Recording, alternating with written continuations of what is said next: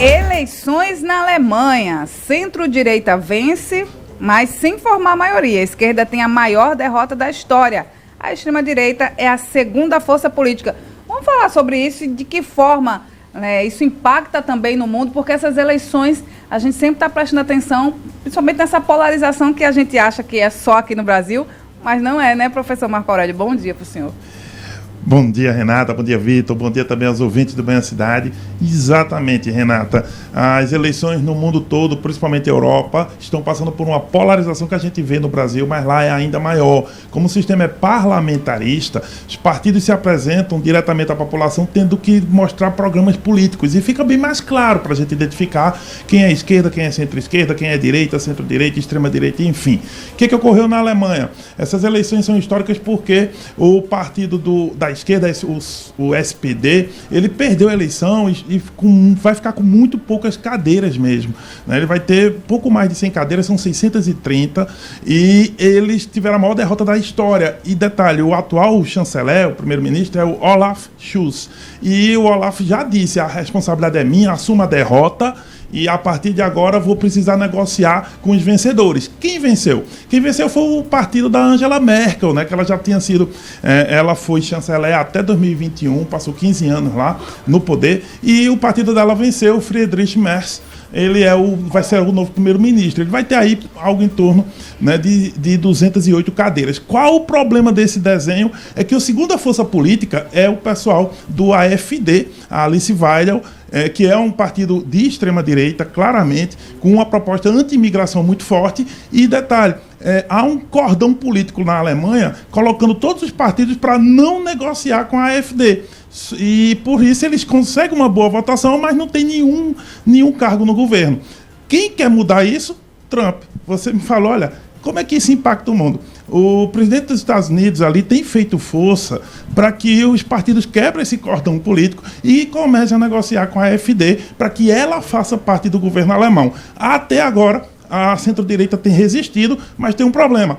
O partido que venceu, a CDU, não tem maioria. Vai ter que negociar com alguém e aí vai ter que escolher. Ou negocia com a esquerda derrotada ou com o partido da AfD, extrema-direita, em ascensão. Até agora, dizem que não vão negociar com a AfD, mas aí, a conferir.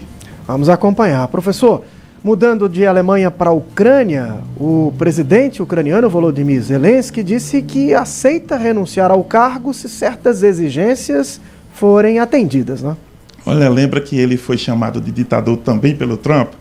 Pois é, assim que ele foi chamado de ditador, ele contemporizou, passou um pouquinho de pano, mas disse, olha, eu saio do cargo, eu não estou aqui porque quero, é porque estamos em lei marcial, mas se a paz vier e a Ucrânia puder fazer parte da OTAN, e aí a OTAN é aquela aliança, né, do Tratado do Atlântico Norte, histórica, que é uma aliança da época ainda da Guerra Fria, dos países capitalistas contra os países da antiga União Soviética e seus aliados. A Ucrânia quer entrar nesse bloco, só que é justamente por isso que a Rússia entrou em guerra. Um dos motivos do Putin ter atacado a Ucrânia, segundo a Rússia, é justamente isso. Olha, nós não aceitamos a entrada da Ucrânia. Por quê? Porque se a Ucrânia entrar na OTAN, vão ter mísseis apontados diretamente para Moscou ali, do território ucraniano, que fica a 200 quilômetros, 300 ali, de Moscou. E isso é inadmissível para os russos. Mas sabe quem não quer mais que a Ucrânia faça parte da OTAN? Estados Unidos. Estados Unidos está mudando historicamente sua posição e o governo de Trump não quer a entrada da OTAN, da Ucrânia na OTAN e se aliando ao mesmo pedido russo. Vai entender o mundo agora, né? As coisas mudaram e o que a gente vê é uma estranha aliança Estados Unidos e Rússia, ainda que ela não seja aberta, mas está cada vez mais evidente. Eu diria que, para quem decidiu responder que não é ditador, deu a resposta retórica, mas sabe que, na prática, isso não vai acontecer. Dificilmente vai ser aceita a Ucrânia, no atual cenário, na OTAN. E a organização aí de paz entre americanos e russos nem leva em consideração a Ucrânia, ou seja, nenhuma das exigências do Zelensky vai ser atendida, ele continua, então, no cargo. Ou seja, é só retórica, né, professor? Não vai ter renúncia. Isso, exatamente. Dificilmente o Zelensky sai e nem convocará eleições em meio a um processo de guerra. Mas tem um detalhe ainda mais que para pimentar esse jogo. Hoje estamos completando 3 anos do início da guerra, e a declaração dele foi dada ontem, justamente nesse contexto. Bem, a guerra ainda vai continuar muito tempo, isso vai depender exatamente de como Trump, Putin e Zelensky vão entrar no jogo dessa negociação. Mas, por hora, Estados Unidos e Rússia estão negociando, Ucrânia e Europa estão ficando de fora. Professor Marco Aurélio Freire, muito obrigado e até amanhã. Até amanhã, se Deus quiser. Manhã Cidade.